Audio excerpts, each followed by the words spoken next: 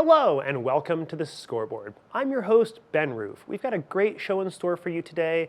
We spoke with a young local boxer about his preparation for his first major national tournament. We also spoke with the Battle Mountain Varsity Nordic team about their quest for the upcoming state championship at the end of the month.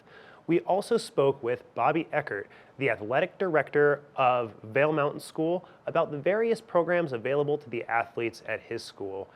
First, we're going to talk to Bobby. Take it away. Good afternoon. My name is Bobby Ecker. I'm the athletic director over at Vail Mountain School. Wanted to thank TV8 for being so involved with all of our athletics this year, and happy to kind of give you guys a little bit more information about what Vail Mountain School is and what kind of athletics we offer. So we're just wrapping up our fall seasons. In the fall, for our upper school, we offer boys soccer, girls volleyball, boys golf, and we have an esports team as well for our 9 through 12 community. In the winter, which is just around the corner, we start up right before Thanksgiving. We'll be offering boys and girls basketball this year, as well as a alpine team and a Nordic team. We have a competitive climbing team as well in the winter, and we also have a telemark ski team, and they compete in big mountain competitions throughout the year, all throughout Colorado. As we transition into spring sports, starting in early March, we get into girls golf, boys lacrosse, and girls soccer. So those are kind of the main sports that we offer at Vail Mountain School for our high school. We also offer sports for our 6th grade through 8th grade. Here at Vail Mountain School, we're a K through 12 school, and kind of have our athletics starting mostly in 6th grade all the way through 12th grade. We have some awesome facilities that we're able to use to make these seasons run successful. I mentioned we have a climbing team in the winter. We have a climbing wall at our school, which is amazing. Our lower schoolers actually use that. The K through 5, they use that a couple times a week through a climbing club. We offer it to our middle schoolers and our high schoolers as well in the fall, winter, and spring. And in the winter, it's more of our high school competitive climbing part. And then outside of that, we have a lot of other students who participate in other sports. If we don't offer here, we're just too small of a school, so if they want to play football or hockey, they'll generally go to Battle Mountain High School and compete for them. We also have a partnership with the Ski and Snowboard Academy, Ski and Snowboard Club Vail, and Vail Ski and Snowboard Academy. Those athletes, it's a pretty cool partnership that we have. A lot of the students who attend VSSA, if they want to play sports, they can come play for us. So we have, I'm looking out at the soccer field right now, I think we have about 7 guys that are playing soccer for us from the Ski and Snowboard Academy. And on the other side of that, we also have athletes who are ski racers for Ski and Snowboard Club Vail. So we have a pretty cool partnership with them where a lot of our athletes will participate with them. Obviously they miss some school, so we have a ski tutoring program that begins after school for those athletes. And it's a pretty cool way for us to be able to get connected with another school just down the way. Yeah, so as far as some of the things that we offer and what we do, that's what Vail Mountain School is. We have a smaller community, and we've been finding a lot of success in all of our sports lately, and wishing our boys and girls, our boys soccer team and our girls volleyball team going into the playoffs this next 2 weeks. So yeah, thank you so much for being here today. If you need to get a hold of me for anything related to athletics at Vail Mountain School, you can find me on my email at becker@vms.edu. That's BECKER at vms.edu, or you can call my office at 970-477-7168. Thank you, guys.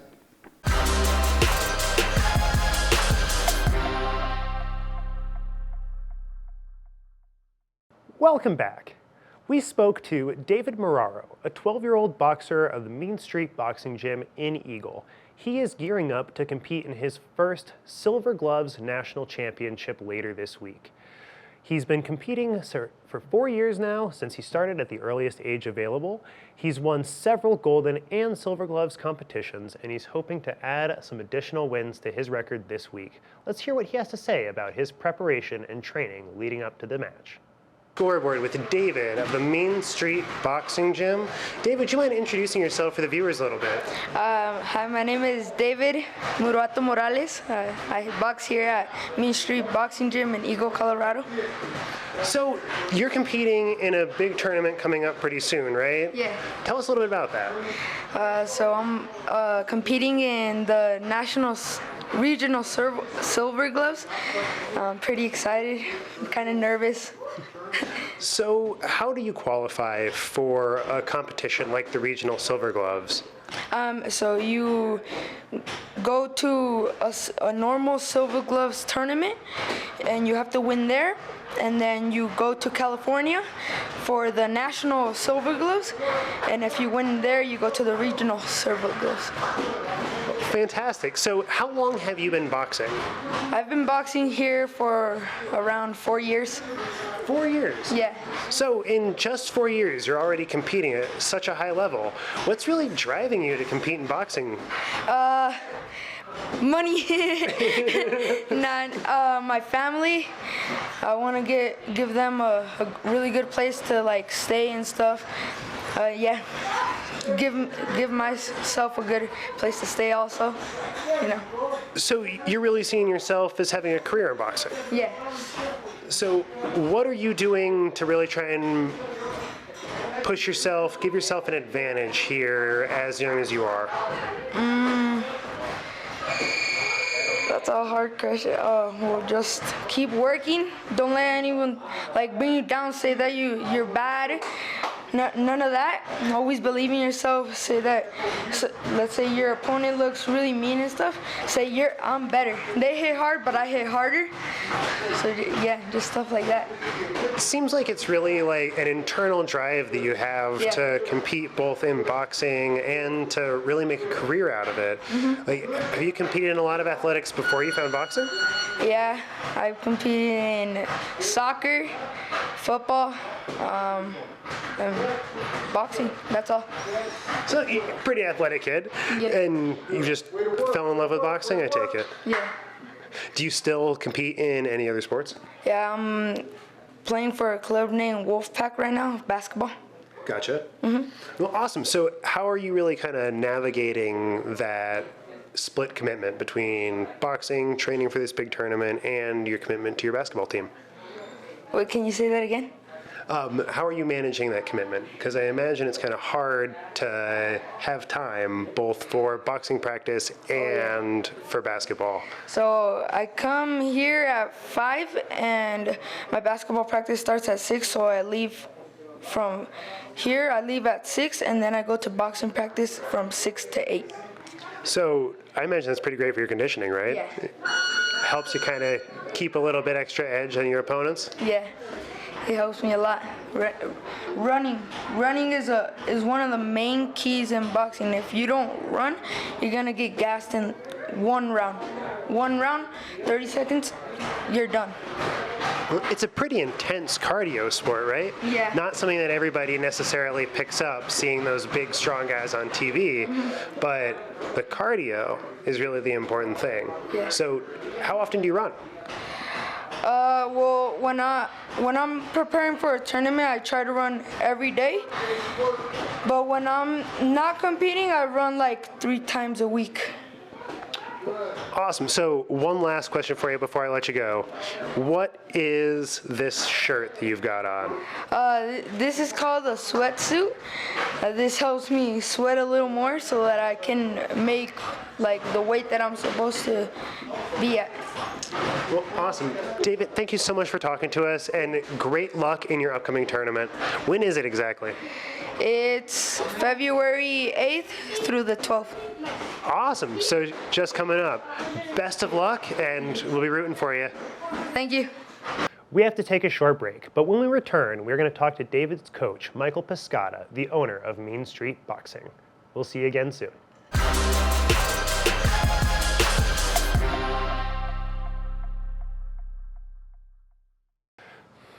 Welcome back.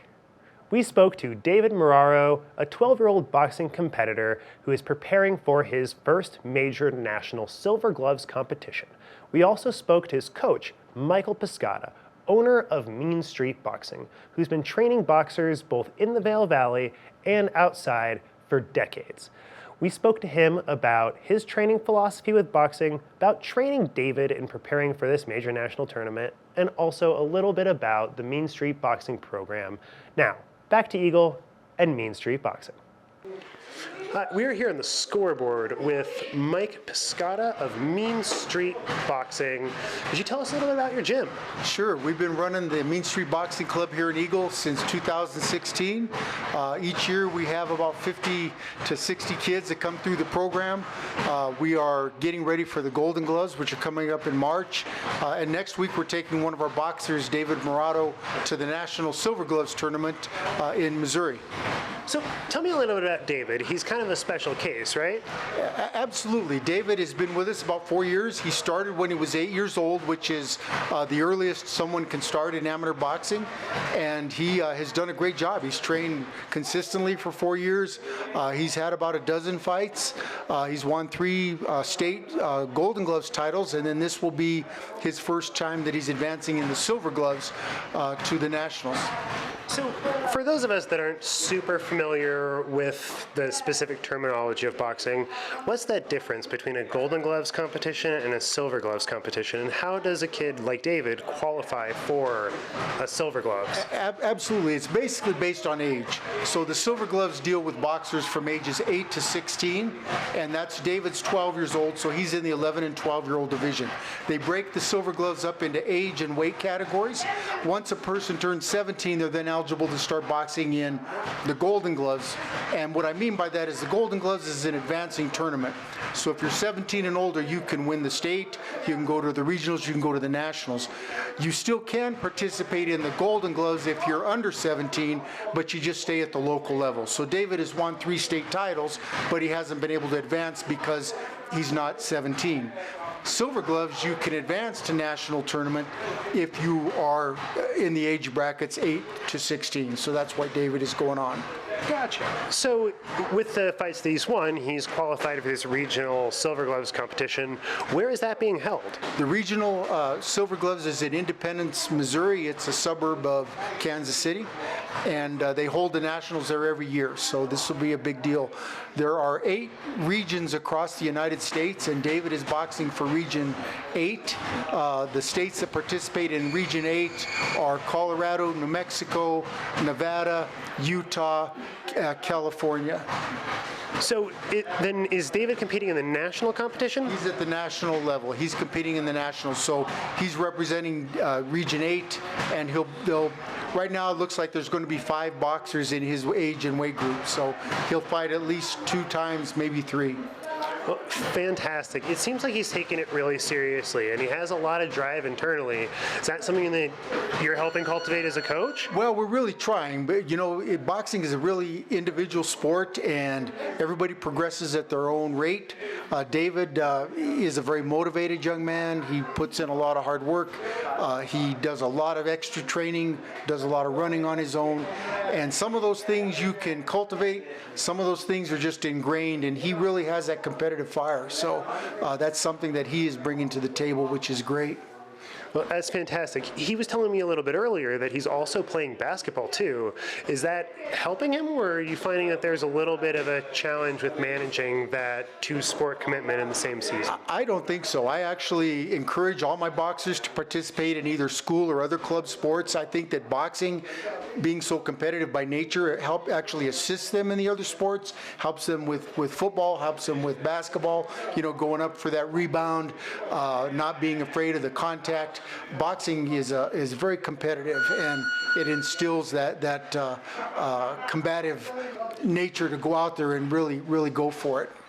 And beyond just the competitive nature, I know that a huge part of various martial arts, whether it's boxing, wrestling, taekwondo, etc., there's a whole lot of focus on mental discipline and personal growth beyond just the athleticism. Is that something that you focus on in your coaching as well? Absolutely. We are hoping that we develop these young people, both young men and young women, into being good students, being good citizens, getting that hard work ethic, developing that discipline, that drive.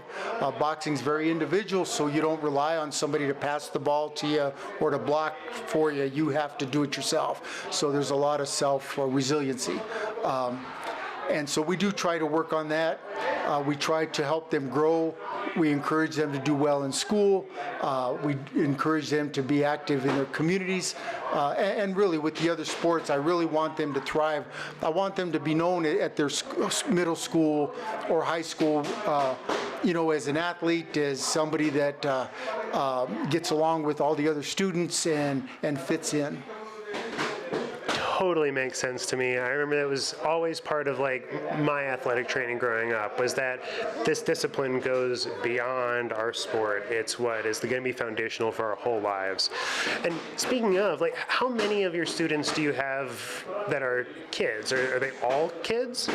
Most of them are on the competitive nature are anywhere from 8 to early 30s. We do have a fitness program with the gym where people that are maybe a little bit older than that can come in and do the same workout that the boxers do, hitting the bags, working with the other boxers in the ring.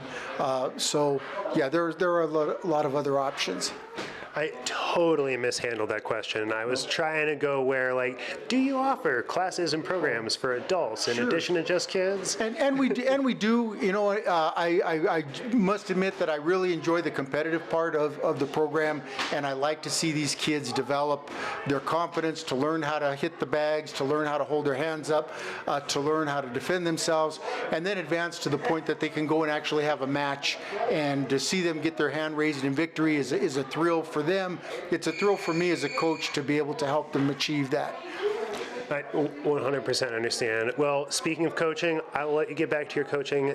Thank you so much for talking to us, Mike. Super. Well, hey, I appreciate it. And just to finish up on the motto of the Mean Street Boxing Club, it's to keep kids off the mean streets. We've been doing this for 30 years, and if we've got a kid in the gym, we know he's not out there in the streets getting himself into trouble. So, Well, fantastic. And if anyone was seeing us and wanted to join your program, how would they be able to reach out to you? they can stop by the gym. We're at 108 2nd Avenue in Eagle, or they can, I've got my phone number on the window, so they can give me a call. Awesome, fantastic. Website or anything? I do not have a website, nope. Nope, no worries. Well, thank you so much for your time, and have a great rest of your training Great, match. thank you.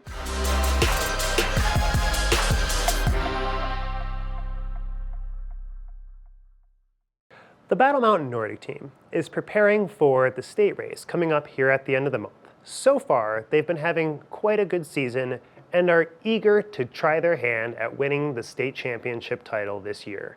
We spoke to the Lindahl twins about how their season is going so far and what they're expecting coming up in the tournament. Now, off to the Vail Nordic Center to have a little chat.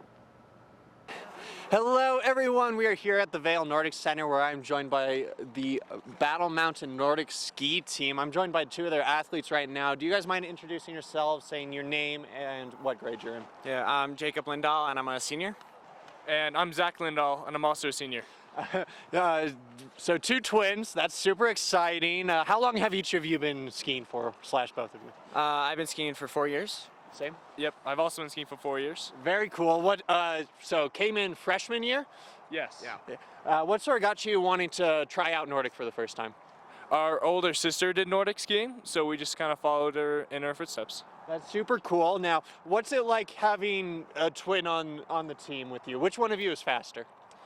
I'm Zach's faster. definitely faster. It's kind of like a friendly competition, so even if you're not having a good race, it's always motivation to just do better than the other one. For sure. So that's super exciting. Now, do either of you do any sports outside of Nordic Ulster? Yeah, we both run cross country in the fall. Very cool. Yeah. So that's super cool. An extremely strong cross country season. Yeah, sort of where I wanted to go. Yeah, an extremely strong cross-country season this year, and an extremely strong cross-country skiing season this year as well. What do you think it makes it so this valley has such good endurance sports? I think the altitude really affects everybody. When you have that high altitude lungs, just makes it a little bit easier. You get the edge on everyone else. For sure. You got anything? And I kind of think everyone likes to ski here, and you kind of got to stay in shape for skiing. So just to stay fit in the summer, and then when you go out in the fall, you're And in the fall, you got to get ready for ski season. So. Oh, for sure. And I think we're just an extremely active valley because we have such great facilities around here. I mean, this Vail Nordic Center is beautifully groomed every single day. And we got Malloy Park, one of the toughest courses in the whole state of Colorado, just around the corner. So we got great training facilities here, as well as a sort of solid youth program. I heard a number of people say they were doing club before this. But anyway, sort of looking back at the last couple of races, how did Steamboat and Malloy go for each of you? Malloy was pretty tough. We had a lot of snow on the ground, and the snow was kind of slippery or sticky in some areas. It was a little bit nice skiing. But Steamboat, we did pretty well. It was a good course. It's hard, but it's rewarding if you push yourself. Oh, for sure. I felt very similar. The last race was way harder than Steamboat, and I didn't do too well, but at least at Steamboat I had a pretty decent race, and we finished pretty well overall. Yeah, for sure. And plus, it sounds like Malloy was probably a slow course for basically everyone that day with the snow down and it being Malloy Park, which is one of the toughest courses, as I said before, in the state of Colorado. Now, you guys are doing super well, looking to head into states. How are you guys feeling about states? We're feeling pretty good. We were a little bit behind where we want to. We were trying to get second or first, and we were in third. But I think with a little more training and some more technique training, we can actually go for first place. I bet you can. Yeah, I think since it's a combined with our other ski team, I think if both of us have a good day, I think we can have a pretty good chance of winning. For sure. Now, this Saturday, Leadville, your team's going. Are you two going? Yeah, it's our fun race of the season. It's our relay, so we just it's a fun race down in Leadville. Yeah, it should be a fun race. Relay, don't really get to do that very much. How are you guys feeling? Do you have a team of 4 set out or picked out for yourselves? We're gonna know our teams here in a couple minutes, but hopefully we do well there too, as well. Yeah, for sure, and it should be a fun one. Leadville's always a little tough up at that 10,000 foot mark, and it's going to be cold, freezing on Saturday, especially in the morning. I don't know what time that race starts, but my guess is probably around Mid-afternoon. Yeah, mid-afternoon. It'll be pretty nice. Hopefully the sun will be peeking out over there, But sort of looking beyond, you guys are both seniors this year. You guys plan on doing any sort of athletics in college, or? No, I'm heading to Arizona, so Yeah. I won't have any snow. For sure. How about you? Yeah, I've thought about it, but it's a pretty big commitment, and I don't think I'm ready to do that. Oh, for sure. It definitely seems tough. Where are you going? You're going to Arizona. Arizona State University. Arizona State? Where are you Doing going? the same place. Oh, super cool. Spring's also coming up. How are you guys feeling now that this is your last year in Nordic skiing? I really like it. I'm going to be kind of glad to miss the team, but it's going to be nice to accomplish something. 4 years in Nordic, 4 years of pushing myself every January, February, so I'll be glad to finish. Yeah, for sure. Yeah, I think it'll be kind of sad that this is my last year doing it, and I'll definitely miss it in the spring, in the coming years. For sure. Now, you guys do cross country in the fall. Do you do track in the spring as well? No track. No track? No track. Why is that? Running around in a circle is not the same. That is totally fair. Well, hopefully the snow will melt semi-quick. Well, once the mountain closes, and you guys can do some trail running during the summer. You guys got any plans for the summer? I think my family's going to move down to Arizona, so we're going to move down there and then Enjoy the hot Arizona summer. Yep, I'll definitely miss this spot. For sure. But it's been great talking to you guys. I have no doubt you guys are going to do great on Saturday and then even better at States. So good luck out there, guys. Yep, thanks, Steve. Well, that's all the time we have for today. I just wanted to say thank you to the Battle Mountain Nordic team and to Mean Street Boxing for taking the time out of their weeks to talk to us. If you folks have any story ideas, please feel free to email us at scoreboard@tv8vail. And as always, you can catch all of our previous episodes on thescoreboardnation.com. I'm your host, Ben Roof, and we hope to see you next time. Thank you so much for watching.